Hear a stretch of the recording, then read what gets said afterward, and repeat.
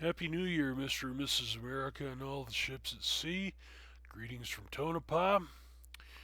And as you can see, I'm still wearing an insulating vest because they still haven't replaced the thermostat in this place. And the space heater under the desk just doesn't keep up with it, with the cold. So they tell me they're gonna have the super pull one of the thermostats from the other vacant apartments and swap it with mine. I guess we'll see if that happens. In the meantime, drinking lots of tea, uh, running the space heater as much as I can, and tonight I took the extreme measure of busting out the Saint John Paul II prayer candle, and it seems to be helping a little bit. So there's that. You may notice that the face looks freshly scraped. That's because it is. One of the first things I did after I got paid my disability check was go across the street to the Family Dollar, buy a bunch of Barbasol 6 blade disposables, and between those and the Daxton dual blade um, razors, I managed to get all the stuff off my face after failing miserably, as you can see from the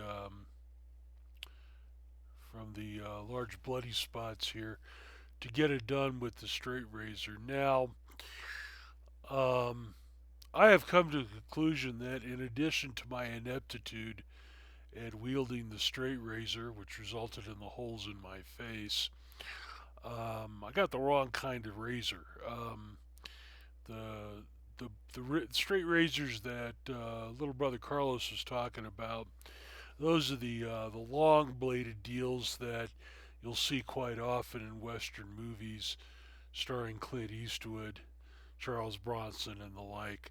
Um, me, I was dumb. I got a little bitty safety razor kind of deal, which I believe is supposed to be used to do a little trimming, like when the barber gets done scraping your face and he goes to trim the parts that are in front of your ears.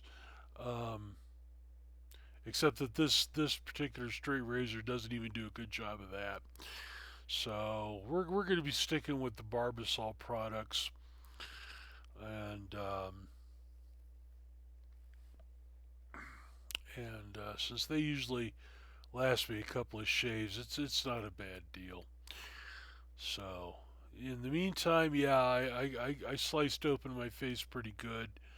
Fortunately, if there's one thing I have in abundance around here, it's paper tape and bandages. So I slapped some 3M Metapore over it, left it there for a couple of days. And when I took it off, it didn't bleed all over the place. So that's a win.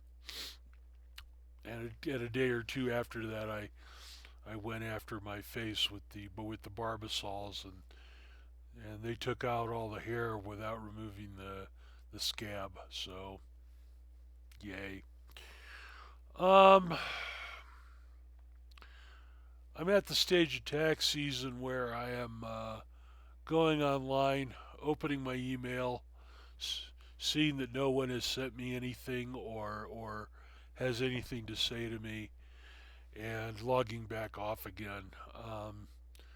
It's kind of unfortunate that I'm not getting response. Well, no, scratch that. No, never mind. Not going to talk about that because it's not really that relevant, and there's nothing any of you can do about it anyway.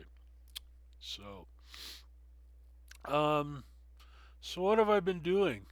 I've been playing a lot of Civic Crack. I've cleared out a number of achievements from the end of the achievement box, where very few people ever go. I've won with the Polynesians, Mayans, um, Incans. Actually, I won with the Mayans quite a while ago. Poland. Poland did not enter space, but dominated the the scumbags of Russia and Rome, respectively. Um, so that was good. And I'm currently trying to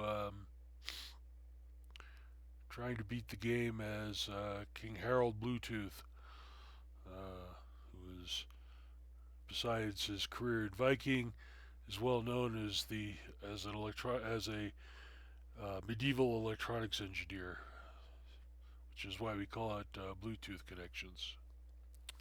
Yeah, and if you believe that, I have some beachfront property in here in Tonopah that I'd like to talk to you about. Yeah, that's pretty much all it's been. Logging into the work email, checking to see what's up. Um, they don't have me on the schedule through for the next 3 weeks, which makes sense because there's not a whole lot happening in Reno either. Um, I was I had tentatively committed to going up there for a pod meeting next week, but the more I thought about it and the more I looked at my budget and reflected on the fact that my pod leader said, "Hey, you don't have to be here for this. It's okay." I decided, nah, it's 5 hours up, 5 hours back, and yeah, I'm pretty well stocked with groceries here at the moment. Um, I really have no great reason to go up there, so I'm not gonna. Um,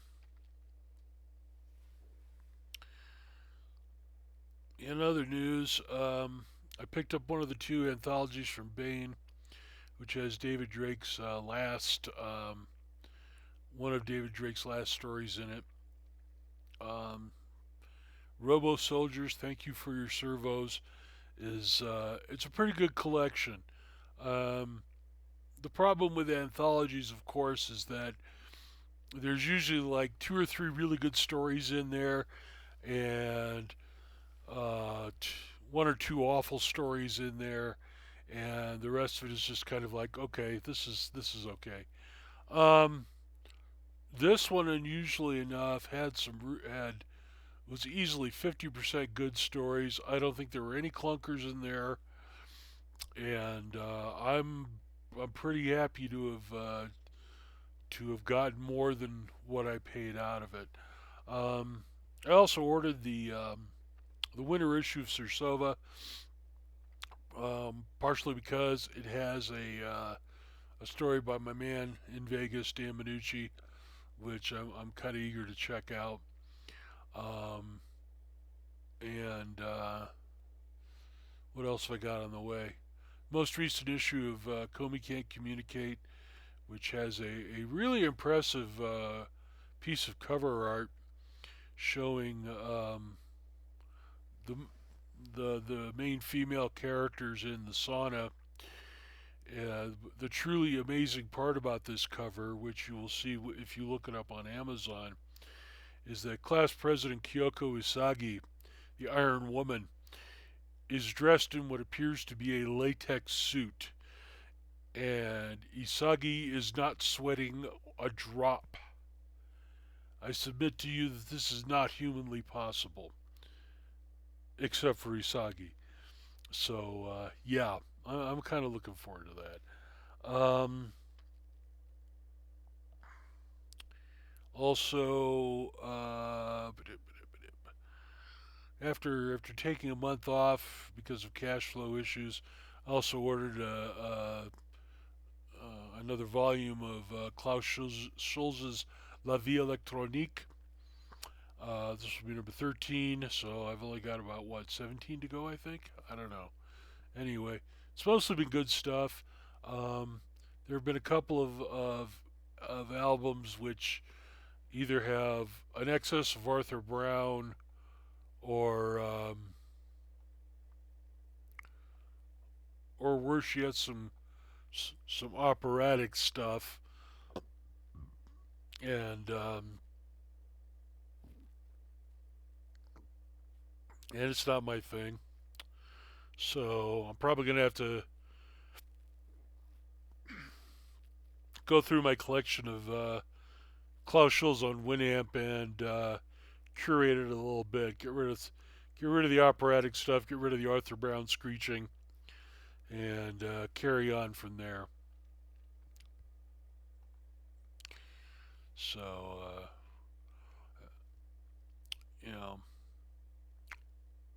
I do have to go down to Pahrump on the 17th for an NSAB meeting. Um, One of the few meetings which is not held in Vegas.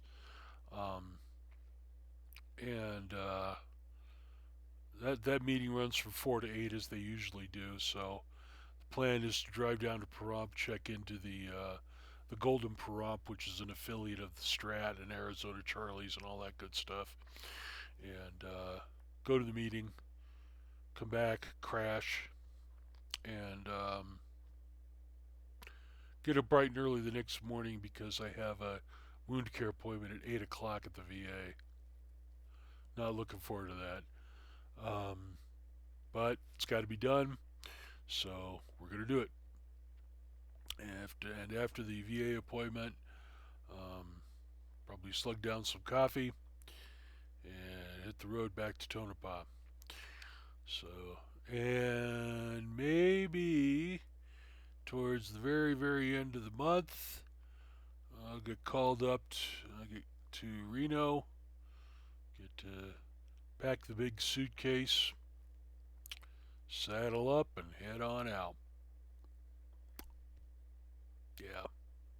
So that's the January ahead of us.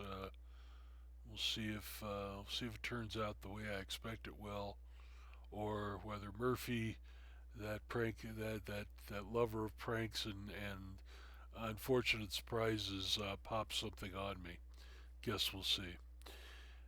And till then, hope y'all are doing well, are in decent health, and we'll see you next time.